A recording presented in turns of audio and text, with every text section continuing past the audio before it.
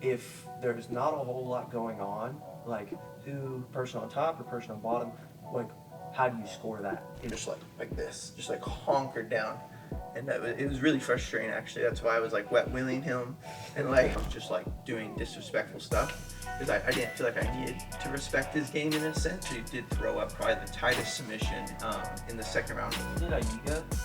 Yeah, I guess that is kind of similar. Never made it in the second round, so never had experience in that. Yeah, we just submitted everyone first round. Yeah, I think this tournament kind of exposed that like my submissions from like side control north south and mount need to improve, but I had a completely different mindset going into that match. I knew it was going to be a battle of who had a stronger will and who had more just like want to keep pushing, because it was kind of like force on force. It was just like yeah, like the whole match, and I was just like, you know, it really affected my hearing, if I'm being honest. Like there was so much noise constantly, I just couldn't tune in on anything, and I was just kind of like, my hearing started to ring, and I was just disoriented. And I was just like, this is awesome. It was so cool. And I do think Cade won, but I don't think an athlete should be rewarded for jumping on someone then backing away, I wish I could say that the outcome was determined by the crowd in a lot of scenarios, but it wasn't. Everyone was cheering for William, and he lost. So, I mean, they're just really caring about the athletes, each one of the athletes, and I think it definitely shows. I think that's Craig, a lot of Craig showing through. He was an athlete, he still is, and he's been in that world, and he still is, so it's like he understands. You know, he's like, I know exactly what these athletes need and what they're wanting. I do think I am worth a lot. All right, so William, what was it like competing against somebody that's like 60 pounds, maybe more heavier than you? It's always a good time. I feel like I've competed against some big dudes before. I've had a match against João Rocha, but I had a match with Victor Hugo a while back. I think he was even bigger than João is now. He was maybe 280, 275 at the time. So it's always a tough time, like dealing with their weight. I think that for sure I've noticed I get more fatigued when I fight big guys like that. I think it's once they get tired, like they're still able to tire you out by just like hanging on you one way or another. Like when I fought Victor Hugo a while back, it was like the fact that his legs were really heavy. And when I would try to pass, he'd be like pushing me with his legs. He'd be like, you know, shin shield would be super heavy. When he tried to invert, pushing, it's just constant weight. And then like with João, when he's like pulling on my head, like, you know, 10 minutes into the match, like you really start feeling how heavy his upper body is. And I think that's like the main thing that I can say is different. Because like in the scrambles, like things don't feel like that much different because there's so much movement that they can't really like use their weight or maybe their strength the same. But like when things kind of settle and the dust settles from the scramble, that's when you can really feel their weight. I think that's what I noticed a huge difference between that and like fighting someone my own size is like in the neutral positions. I feel like it's exhausting for me being in a neutral position, which typically would be like the opposite. Typically in neutral positions, you can kind of rest a little bit, like if I'm in open guard or if we're standing in collar ties, and I would use my energy during the scrambles, whereas I think it was a little bit more of the opposite. Like the scrambles were obviously tiring because they're scrambles, but like the neutral positions were kind of draining also. I think that's kind of the main difference between someone like my size and someone that's, you know, 60, 65 pounds heavier. Do you feel like you're going to continue to look for these matches against more heavyweight athletes, or maybe shift to something closer to like the 200-pound mark where you actually like walk around? Because I've noticed that you are always willing to fight these guys that are much bigger, and I'm just curious if you're going to look for more of like chasing titles at 185, or if you're just willing to stay at this 200 range and then look for matches of anyone 200 or plus. Yeah, we'll see. I mean, I think ideally it's better to go against guys your size, right? But I've never really turned down the opportunity to go against someone bigger. I feel like I'm not necessarily looking for those opportunities to go against someone that's 260 pounds, 270 pounds, but like I'm not going to turn it down if it's a good opportunity. Like when I fought Victor Hugo back in the day, that was on a Third Coast grappling show for like a significant prize money at the time. So for me, it was a good opportunity, and I wasn't going to shy away from it. And same kind of case here, like I had the opportunity to fight for $1 million. So like the weight isn't as big of an issue, but like, you know, if you're trying to pick a certain match that you're trying to win regularly, I would prefer to fight people close to my size. I think fighting bigger guys, yeah, maybe like there's a technique difference, but there's a reason there's weight classes too, you know. We definitely saw that this weekend, you know. The smaller guys ended up not even making it to the finals. of the heavier division, and we even saw it in like the lower weight class. The guys that cut a lot of weight, like Matthias and Hulk, they didn't make it to the finals because staying in your weight class I think is important. Okay, so take me kind of through round 1, round 2 with Joao. How were you feeling? Having that experience with Victor Hugo, you felt a big body before. How did you feel during those first 2 rounds? The first round I felt great. I had a really good first round. I opened really strong, maintained dominance throughout I think most of the round. I think I got thrown one time, but it was like thrown to bottom turtle. Like he hit me with an Uchimata, which resulted in me just kind of like hitting my side and rocking to my knees and being on a single. And I don't think that really was too much of an attack in his favor, so I think I kind of dominated round 1. At the end of round 1, I got headbutted, and I'm actually still kind of feeling some effects of the headbutt, like staying up too quick, a little dizzy, just stuff like that. You can't see what fingers are held up, I guess. But I think I definitely got concussed in that round. I don't know if that really changed the outcome of the match at all. I don't think it's like ideal to get hit in the head, halfway through a match or in the beginning of a match, but yeah, I don't think it changed too much the outcome of the match.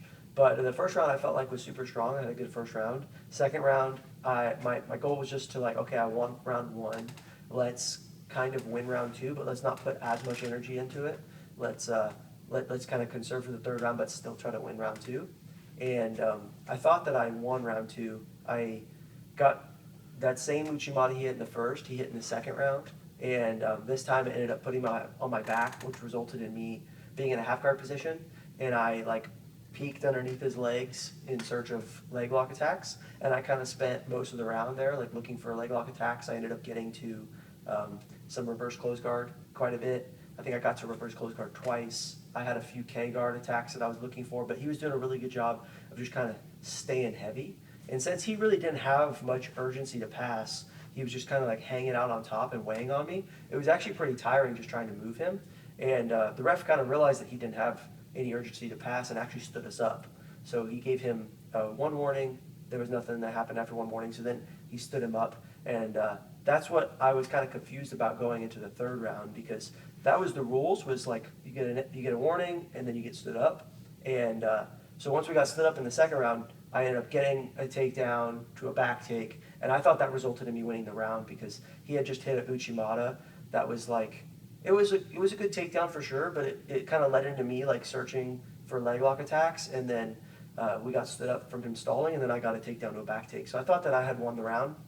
But so going into the third round, I was okay, I won the first 2 rounds. Let's kind of coast this round now and just look for submissions. And I saw the announce on the scorecard that I had lost the second round when we were sliding back into the pit. And for sure, I think little things like that in the match can kind of change your mentality a bit. And for me, I had kind of left almost every drop of fuel in the second round because I knew it was kind of close because he got the takedown, and I had just had the leg injury, so I knew it was close. So I really pushed to have that takedown and back take. And that's something that someone else was pointing out to me too, is their rule set kind of encourages you going forward and pushing and trying to win the round. And that's something that I clearly did at the end, was really push forward. So I did leave all of my energy out on the mat for that round. So going into the third, I was very fatigued. And then hearing that I had lost the round, I had to win that round. So then he ended up locking a S grip on an over-under. And I actually got taken down by Victor Hugo after a large scramble with the same thing. And it's definitely a big guy thing, because most people could not just take me down through an over-under. But it also is a fatigue thing, I was tired. And he just locked an over-under and just kind of pulled me in and got chest to chest, and then just rocked me down to his back. So that kind of oh man, that took the wind out of my sails. I'm losing the third round now, and I had just lost the second round. And I did a lot in the second round. I put all my energy and effort out into it, and it took, it didn't win me the match. So what's it going to take for me to win this round, and now that I'm losing? So I was just okay, let's kind of recompose here on bottom. And then he ended up passing them out with double unders and kind of holding me there actually the rest of the match. I think we stayed there for 3 minutes and 44 seconds, which, going back to what I was mentioning in the second round, where the rules is you get a negative, or you get a stalling call, and then you get stood up. In the third round, he received 2 stalling calls from the mount position, and we never got reset standing. So he wasn't trying to finish me, I thought. maybe he was a little bit, just was really tired, but he didn't even dismount till like the last 10 seconds. So I think that kind of shows that he wasn't trying to finish, he was just trying to hold.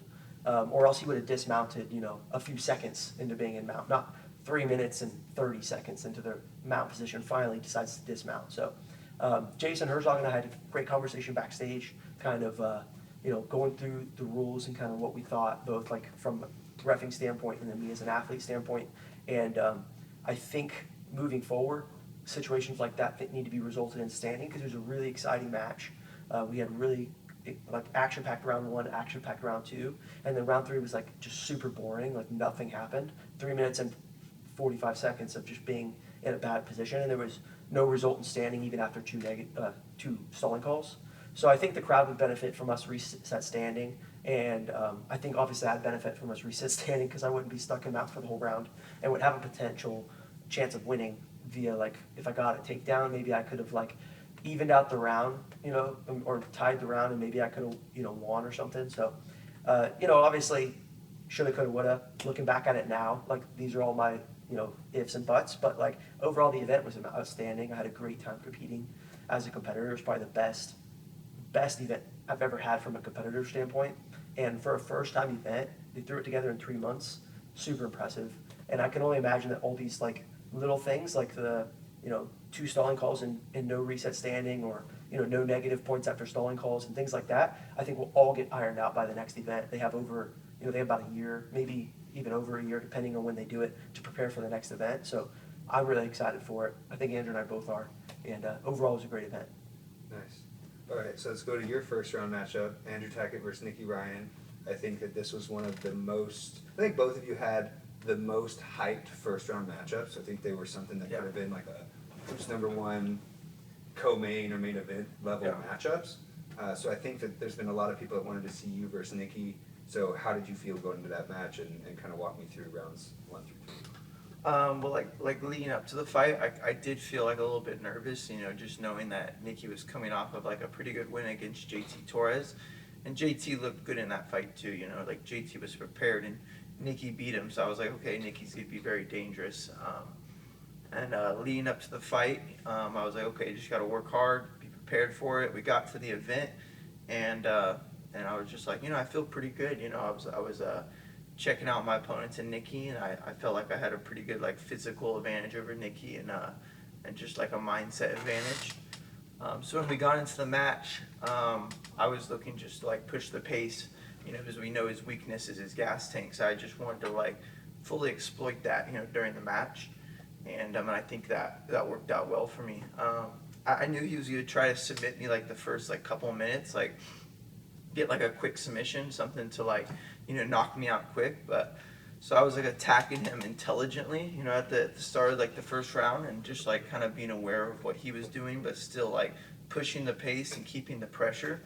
And then I got a few passes, didn't really get any submissions going, but I felt him to kind of break towards the end of round 1. And at the end of round 1, I actually took his back briefly, and then I also had like a guillotine briefly. He wrestled up on me, and I caught him in an extremely tight guillotine. I just didn't control his hips with my legs, and he was able to tripod and pop out. That was actually a very tight guillotine. I just didn't control his hips very well. So like going into round 2, he felt gassed, he felt tired, and I just kept that same pace and kept it going. He had a few good looks in round 2. He had a good guillotine that was tight for a second, and then he kind of went for my legs for a second. That got me a bit worried, like I ended up being on bottom, and I had to like work my way back up. But for the most part, I was really happy with my performance against Nicky. I felt like I was in control of the whole match. Was never in a point where I was like super worried, and I think he just got really tired and kind of just bled off towards the end of the round. But sad I didn't get like a submission finish, but I feel like he was in very defensive mode when I passed, and so I just felt like I couldn't really get any submissions going, and he still felt really strong, so I don't feel like I couldn't feel like I could open up his frames or expose him in any way, because usually I feel like if I get my guard passed, and I know I'm losing, I'm going to be like trying to push the guy off me and like really trying to explode out, and I feel like that may lead to my downfall sometimes and like expose submissions. But I just felt like Nicky was just like this, just like honkered down, And it was really frustrating, actually. That's why I was like wet willing him and like shoving my shin in his face. And I don't know if you saw, but I was even like shoving my forearm in his like solar plex a couple of times. I was just trying to get him frustrated so he would do something, but he didn't do anything. So that kind of was like, I'm not going to submit you. And you know, Nicky does have good submission defense. I don't really know when the last time I saw him get submitted. You know, like ADCC didn't get submitted. All of his Susan one fights, I haven't seen him get submitted. It's been a while. I actually can't remember. So he does have good submission defense. So if he's purely focused on defense, it's gonna be hard to do anything. And then my second match against O'Flanagan, this is still on day one. It was actually a more tough match for sure. I think I actually passed O'Flanagan's guard more than I passed Nicky's guard, because O'Flanagan did a better job of actually wanting to get back to his guard. You know, he wasn't content with just sitting there. Like, he was actually trying to escape. But he still is being very defensive as well. But that match was actually I felt like I was kind of scared of him the whole time. Like, you know, Nicky, I didn't even feel like I was worried at all. That's why I was just like doing disrespectful stuff, because I didn't feel like I needed to respect his game in a sense, you know, as harsh as that sounds, you know. But O'Flanagan, I felt like I was in danger the whole time. Like, he always had a choi bar. He always had a triangle, like, coming my way. Like, he was always attacking me off of me passing him. So my strategy against O'Flanagan was the same thing. Be safe, go after him, try to gas him. You know, we saw the match of William and him at Grapple Fest, and William was, like, gassing him towards the end. And O'Flanagan was, like, accepting guard passing more because he was tired. So I knew I could gas him. So I just went after him. And I passed him a few times in round one. He threw up a very tight triangle setup and a very tight choi bar setup early on in the match. And then he didn't have anything the rest of the round. And then in the second round, I passed him a few more times. And he actually did throw up probably the tightest submission in the second round was the arm bar. And I was able to get out of that. And then in the third round, he didn't really have any looks. And I just kept passing him a lot. I think this tournament kind of exposed that, like, my submissions from, like, side control, north, south, and mount need to improve. But I'm very happy with my ability to control someone and to, like, you know, not let them submit me per se. I'd say Nicky and O'Flanagan, same mindset, same goal, you know. They have similar games. Yeah, I was going to say they both are the big-time leg locker guard player that you're kind of going into. And I know Nicky's done some great work on his wrestling over the years. But I think your biggest threat with both those guys is the guard and probably the leg lock submissions. Yeah. And then so that brings us to day two, semifinal match against Cade, kind of a completely different opponent, right? Yeah. Someone that's not going to pull guard against you ever. What was it like with your match with Cade, which is being dubbed the greatest grappling match of all time? Yeah. I mean, it was a great match. I mean, I knew Cade wasn't going to pull guard. I knew he wasn't going to, like, commit to playing from on bottom, but you know, I had a completely different mindset going into that match. I knew it was going to be a battle of who had a stronger will and who had more just like want to keep pushing, because it was kind of like force on force. I definitely think Cade had better submissions throughout the whole match than me. Like he was trying to beat me, but he was also trying to submit me. I feel like my mindset was I was just trying to beat him, and I wasn't too worried about submissions the whole run throughout the match. I think the craziest round was probably round two, but round one was crazy. I mean, I'm sure you guys have seen the match. I've watched it like 4 or 5 times now. Every time I watch it, I can't sleep though. I tend to mostly like study jiu-jitsu like before I go to bed. It's like my most like chilled out state where I can really like, you know, push away the ADHD and like tune in and like figure out actually what's going on. And so round one was crazy. I mean, I took him down a couple times. He took me down a couple times. I took his back and held it for like a minute. Got him in like a decent rear naked choke. He got out, and then and then I shot again, and then he used that shot to enter into my legs. Very clean setup, by the way. I didn't think he was going to do that. I didn't think he was going to enter into my legs. And so that caught me off guard, and I was actually kind of tired. This was like the very end round one. So I was like, oh, he doesn't got anything. I'm just going to chill, you know. And then William was like, no, respect the heel hook, you know. In the judge's eyes, you know, a submission that has no threat sometimes racks up. Like, he didn't really have my heel, and it was like in this part, so it was like squishy, and I knew I could just like slip it every time. But to a judge's standpoint, he had my heel, and his face and his bridge said otherwise, so he really sold that submission well. And I knew what he was doing. I was like, dang, he's really selling this. I was like, I do kind of need to get out, But the more I would struggle to get out, the more it would make it look like it was tight, So I was trying to like escape it discreetly, like I wasn't worried, but it's a hard game to play. Sometimes I think it's best just to escape it as soon as they do it, most of the time. But I didn't do that. So I won round 1, and then round 2, I didn't expect him, but he upped the pace a lot. Like he upped it a lot. Like he went after me, I went after him in round 1 and round 2, and I wasn't ready for that at all. So he controlled the match in round 2. I had a back take look in round 2, and then I took him down twice. He took me down once, but he had a very clean Dars setup, a super clean Dars, and he controlled being on top of me when he took me down for a while. Like I think I messed up a lot when I was taking him down. I wasn't controlling the takedown. I was just kind of, I would get the advantage of taking him down, but he would get back up. When he took me down, he did a great job of like controlling me and keeping me down, making sure that he earns the points of the positional control. It's like, what's the point if you take someone down if they just stand right back up again? Like you really honestly didn't get an advantage at all. So he did a good job of gaining the advantage after he did something in round 2, and that's why he dominated me on the scorecards in round 2, which I have to agree with. And then round 3 was, in my opinion, was very close, but he definitely won it. Like he definitely won it. I had a good takedown setup. He took me down as well. He controlled the top position. Like when he took me down, he scooted me over to the corner and he held me there for a second, and then I was able to like push away, and then I like shot a blast double because I was just like the round's almost over, I need to go, and that gave him the anaconda setup. Was me like pushing away and then doing like a wrestle up, and he got the anaconda and held me there for like 30 seconds, and I escaped like 10 seconds before the round ended, and yeah, so it was a good fight. I mean, we went at it. I made a lot of mistakes and a lot of like just like simple mistakes, like controlling mistakes, but overall it was a freaking really good match, and I learned a lot from it. Yeah, I've never heard a crowd go that wild. I've seen some moments, like ADCC 2022 had a couple. Well, I feel like the difference is like, I've heard crowds go loud, but they go loud and then they stop. Like I feel like they were loud just the whole time. Like they were kind of like clapping and making noise like the whole match. Like it never was like,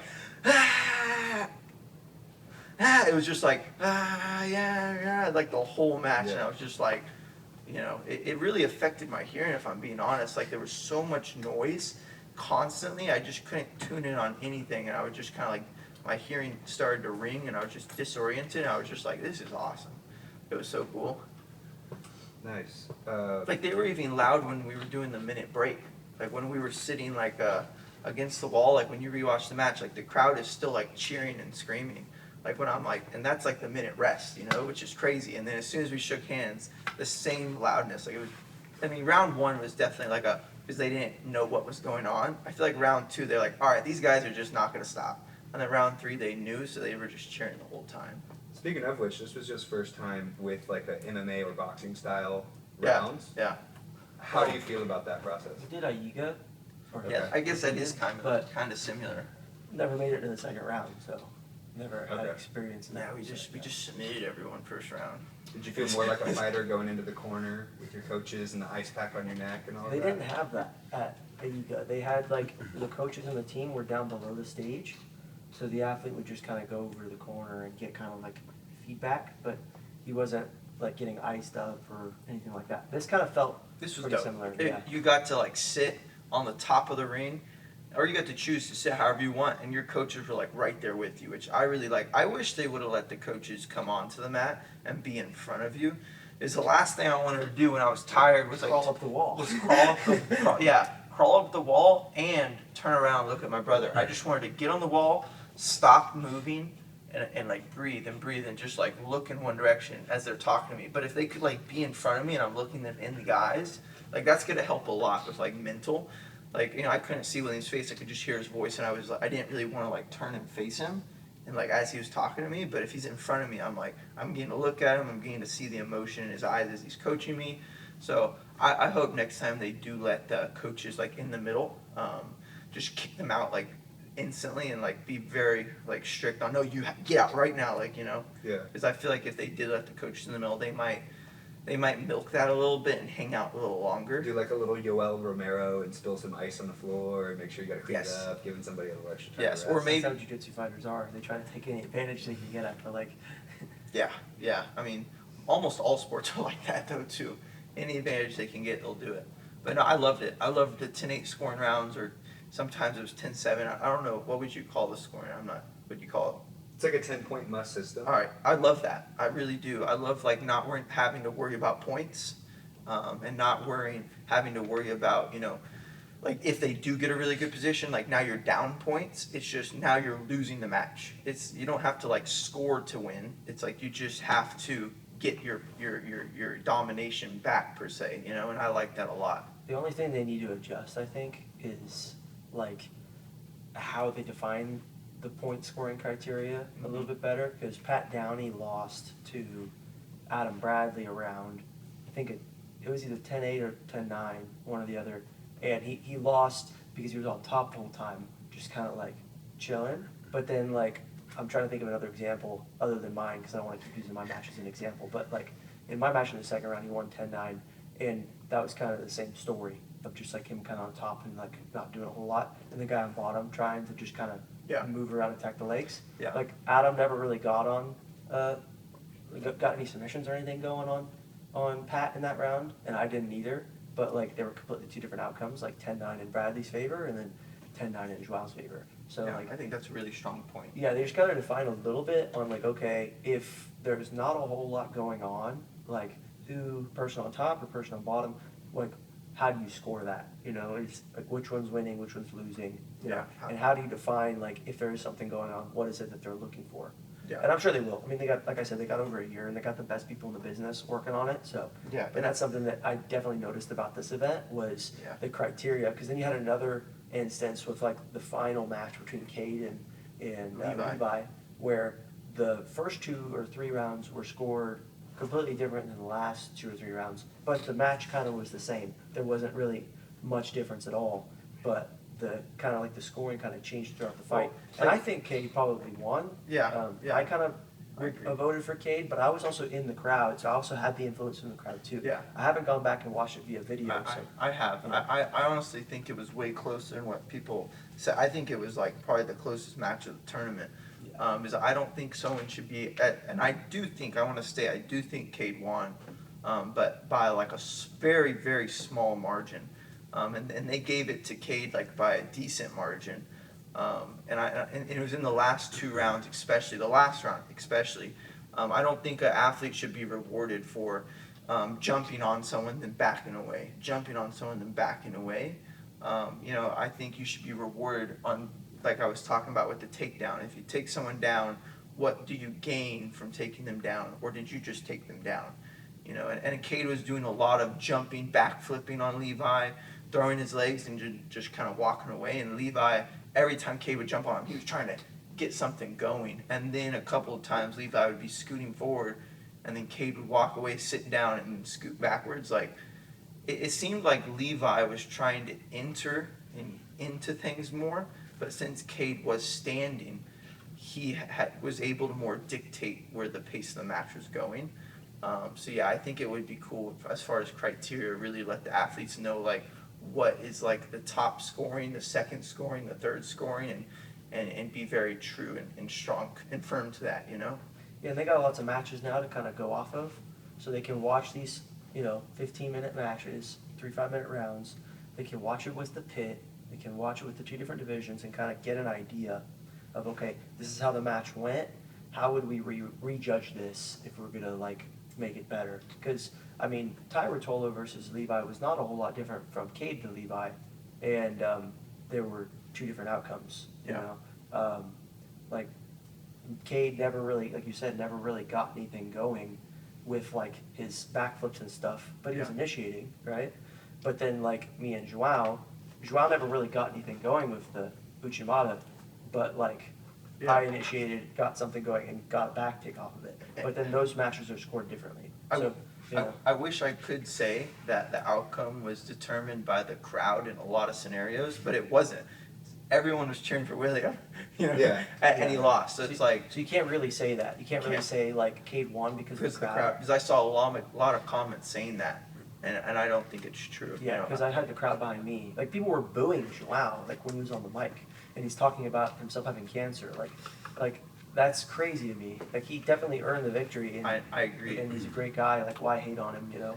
But like But, I that mean, just shows the crowd was for me, but I still lost. For you the know, so. most part, I think CGI did very few mess ups.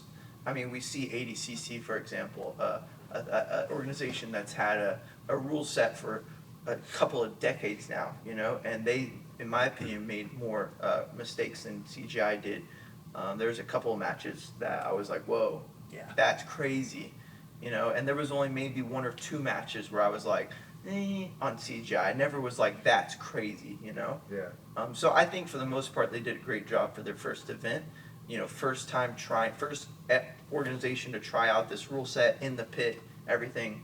You know, so I think they did good. I think next time we're going to see such a big improvement, you know? Yeah. Did y'all see anything at ADCC that you thought was really exciting, or any matches that were really kind of memorable to you this year? Yeah, I mean, memorable to me was Dante submitting Mika. That was crazy. Memorable as well. Diogo Hayes beating Diego Pato. That was crazy. The comeback of a century, man. Like that was an unbelievable match. If you haven't watched that match, go back and watch it. You know, the ability for Diogo just to keep his composure throughout the match and snipe him in the end of it was amazing. I was like, that just shows fight IQ and mental strength and everything. You know, I was just like, wow, that's a champion right there. You know, he deserved that. So, yeah. Yeah, I thought, and I have nothing against Merrick Ali at all. Like, I think he's a great athlete and seems like a nice person. But like, I hate the fact that they're not addressing that Pixley was winning the whole fight before the shoulder dislocation. Like, Pixley was dominating. He had a really nice Haragoshi earlier in the match that like sent Marigali over his head. He had a really good guard pass attempt. He had a snap down to a front headlock, and Marigali never really got anything going. So, personally, I thought that was super impressive on Pixley's part. He was dominating. I have to agree. The guy that's considered to be the most dangerous in the sport right now, other than maybe Gordon Ryan. I mean, you know? told me that. You were like, Pixley beat Mergali. I didn't want to, I was like, what? I was like, I gotta get on Instagram. I don't believe this, you know, and I had to see it like that. And then also like the PJ Barch and Mika match, like that was a crazy match, you know, props to PJ. I saw it going his way, but it was a great match. They were definitely, that was another example of just not backing down, just like attacking constantly, and it's what jiu-jitsu how it should be, you know. Even if you're winning, you shouldn't be looking to win by a small margin, and even if you're losing, you know, you should always be trying to catch up. So yeah. What about Mika versus Elder too? That back take finish. Bro, I don't even know how he held on. Elder was like slinging, and Mika was like gripping him and just like swinging with him, and Mika's big, you know, like that's some. And I know he was tired. Like that was at the end of the match. Like that was impressive. Yeah, Mika looked great that whole tournament. It was really impressive. That's why I think it makes it so much more impressive, like the performances of PJ and Dante against Mika, because Mika looked outstanding. He looked on fire until he looked unstoppable until we saw those matches, and I was like, wow, Mika's unstoppable. Oh dang, PJ's doing really freaking good.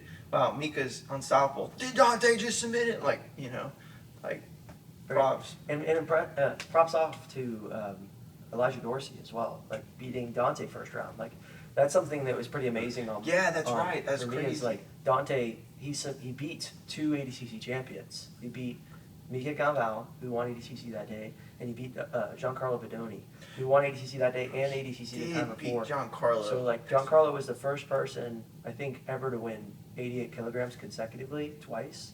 So like that's a huge win. He beat both those guys in the absolute division. But Elijah Dorsey's the one that beat him that weekend. And Elijah, bro, it was a good match. I totally forgot about Got that. that Uchimata off the wrestle up. It's mind blowing. A really good performance by everyone at ADCC. I really like It's so the sad. ADCC matchup. So sad because there's so many good matches this weekend, only like the top matches were the athletes that got like any following or stuff from it, because you could just have drowned out in like the excitement of how many matches were going so easily. Like Elijah Dorsey, man, like I feel like he should be getting way more hype, but it's just there's so many other people to be hyping up. It's just like it's sad. Yeah, no, I definitely see that.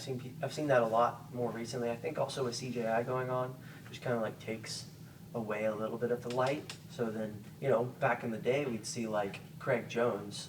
He would submit Leandro Lowe and Murilo Santana back to back and become very popular very quickly. And then now you see someone, do that ADCC this year, like Michael Pixley. He definitely blew up a little bit, but like I don't think it's the same. But I think he got like a couple of thousand followers, like maybe. Like I was looking at his Instagram, I was just like, I feel like that's why that's one thing CJI is doing really well is the one match at a time. I think that puts all the focus on the athletes. Like I've competed for both.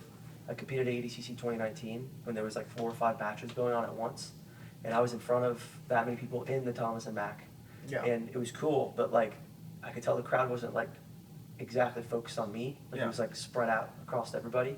Whereas like at CJI, it was literally me and Joao, and the crowd was just cheering for us. It was just so much more intense, and for me it was way cooler. Like the crowd reacts to everything you do, and they're cheering for you. I haven't competed at ADCC, but I can understand. It's like you do something, and you were like, no one was watching. They were watching the other matches, And I think that happened a lot. Like Cody would be next to me, he'd be like, oh my God. And I'd be like, wait, what's going on? And I'd be like, I missed it, because I was watching a different match. But I think if you are to do one match at a time, you need to be really strategic about your time and how you're running the event. And I think CGI definitely needs to leave less time in between matches. It was kind of straining for me. I knew that it was going to be like a 15-minute break in between each match, so I wasn't like getting warmed up super early. But I would like to compete like 5 minutes tops as soon as the other athlete walks off the mat. Leave time for sponsors, leave time to tell what happened in the match, and introduction to the fighters. Like you can do that in under 5 minutes for sure. But I remember I was backstage against Cade, and we were just staring at each other for like 15 minutes, like backstage, and I was just sitting there, and they were just like having like a song, like they played like 3 different Eminem songs, and I was just like, I'm not warm anymore now, Yeah. But other than that, great. Well, I think from a spectator standpoint, you also got like, I'm not going to sit there and only watch one match and leave. So there doesn't need to necessarily be commercials in between each match. Like there can be, but like not. You don't have to do Tap Cancer Out, Kasai, Fair Fight, like all of them back to back. That's basically adds on to a very long day too. But overall, like CJI was amazing. I have very little to no complaints at all. I mean, this was literally all the complaints we have, and if we list other organizations that we've competed before, I can say a long list, So yeah, I mean, I've big for CGI. Yeah, for sure. I mean, like just something small, like Elijah Carlton was flown out or paid to sit mat side and be a reserve, whereas like I had to fly out on my own dollar to be a reserve in ADCC 2019, cut weight, do all these things, and just show up not to have a match. So like, I mean, they're just really caring about the athletes, each one of the athletes, and I think it definitely shows. I think that's Craig. A lot of Craig showing through. He was an athlete. He still is, and he's been in that world, and he still is. So it's like he understands. He's like, I know exactly what these athletes need and what they're wanting, and that's big. It's very big. Mm-hmm. All right. Well, now CJI is over. Yeah. I know both of you are trying to hit up a seminar tour. Yeah. I know yours is a little bit But bigger of an operation. A lot bigger. But I just want to hear what you guys are planning on that. Yeah, mine was kind of like last minute. I didn't want to I knew I probably wasn't going to compete after CGI for a little bit. And especially now since I lost, I was okay, I need to take these next few months leading up to winter, just to, really reiterate my game, completely start from square one again and just build. And so that's going to take a few months, I feel like if you're leaning straight into another fight, you kind of just have to keep working things that you're wanting to work, not things that you like, that take a little bit to involve into your game. So if I was to accept a fight like October, November, I probably wouldn't be able to focus on improving my B and C game. I would have to just keep working my A game, and that doesn't help you all together as an athlete. So I knew I was gonna have a few months, so might as well do seminars while I'm at it. And so if you don't know, I am doing the 5 seminars, and I'm doing like a bidding platform for those 5 seminars. So it's just gonna be the top 5 gyms that pay me the most, and then the bidding's going to end like next week sometime. And whoever are the top 5 gyms that are paying me the most, they're confirmed. We'll get some dates out, and I'll go teach some seminars at your gym. So how it works, let's say like the bottom gym is paying me, so like this the gym that's paying me the least amount, so they would be in 5th place on my list. And then if a gym tops them by like $100, they're getting kicked out, and the other gym is taking their place. You know, so I'm just trying to make the most money off these 5 seminars as I can, because I'm going to be teaching great techniques, and I don't want to do a big seminar tour. If I was doing like a really big one, like 10, 15 seminars, I would give them all a flat rate, take it or leave it. But I'm just seeing who wants me the most per se, because I do think I am worth a lot. And how about for you? What's your? I feel like a prostitute, man. I'm like, pay for me. So I'll be doing some seminars all kind of throughout the like northern, like west side of the U.S. So I'm gonna be going up to Montana from here in Texas, kind of hitting seminars along the way, across to Washington, and then down the west coast back to Texas. So I'll just be hitting seminars all along the way. I pretty much have everything booked. Just kind of working on dates for things right now. So just stay tuned to my Instagram.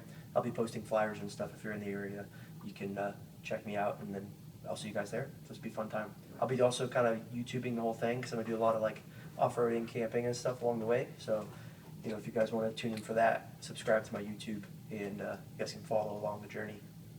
Nice.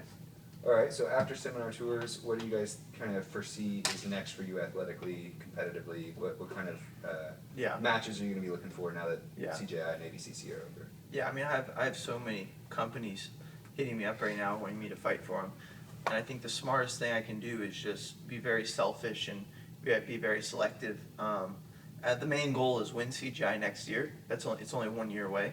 I could go a whole year without competing, and I would be happy if I won CGI.